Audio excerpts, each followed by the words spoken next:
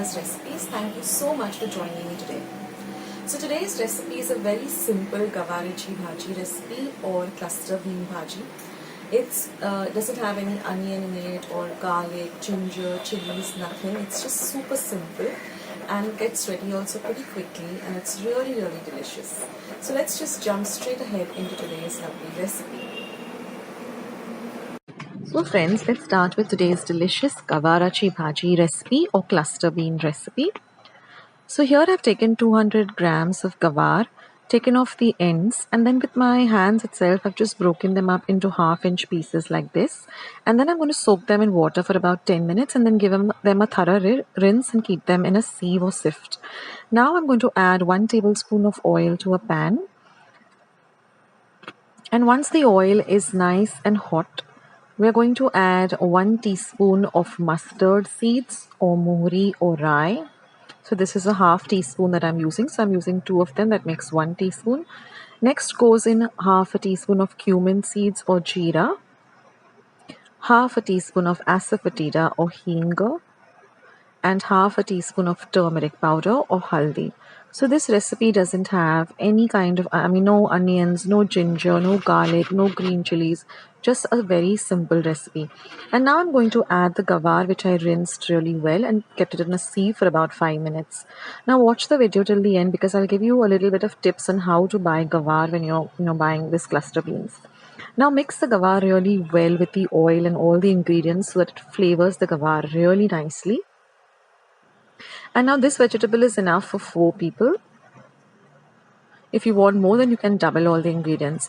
And now we're going to add salt to taste. Now the reason I'm adding salt right now is because it helps to cook the gavar to the right consistency. And it even flavors the gavar really well. So we add we add salt at this point, not at the end. Like in some vegetables, when we're cooking them, we add salt later on, but for gavar, we add it first. And now I'm just going to put a plate on top of it, and I'm going to add some water to the plate. And our flame is going to be on low. And we're going to keep this for about 5 minutes without stirring. After 5 minutes, you will see that there are some bubbles on top of the lid.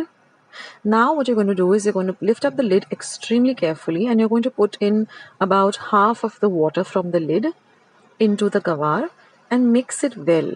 So this will cook the gavar really well, and it won't be rough, and it won't be tough on to eat. It'll get cooked really nicely. And now we're going to keep this again for about another 2 to 3 minutes, and all of the water has evaporated. And now we're just going to season it with some other few ingredients.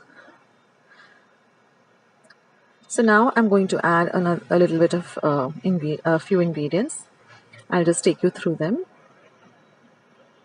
So first goes in 1 teaspoon of red chili powder.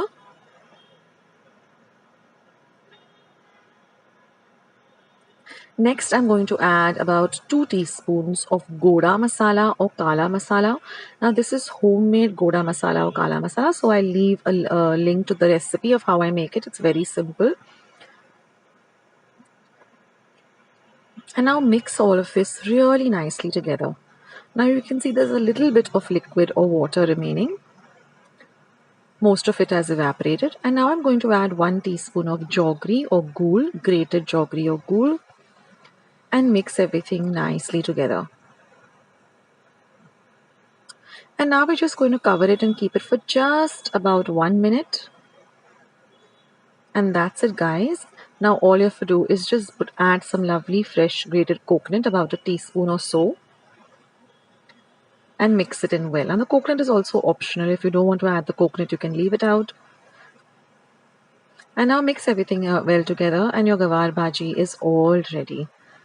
This is one of my favorite vegetables. A really easy recipe. Now for my homemade goda masala, which I make and I store and it lasts me for about 4 to 5 months. I'll leave the recipe down in the description box. It's very simple and it gets ready also pretty quickly. Now when you're choosing your cluster beans or your gavar, there are certain things that you need to keep in mind. First of all, they should be very light green in color, not a very dark green in color. Also, they should be very firm when you touch them. They shouldn't be soft. They shouldn't have gone, discolored, have any blackish tinge in them, but they should look nice and firm. And sometimes if the vendor allows you, the vegetable vendor, you can take one of them and just break them, and you should get that click sound. It should not be a soft sound. So these are the things you need to keep in mind, that go for the more lighter green color gavar. They should be nice and firm. They should not look soft. They should not have any blackish tinge in them. And those are the key points you need to keep in mind when you're buying gavar.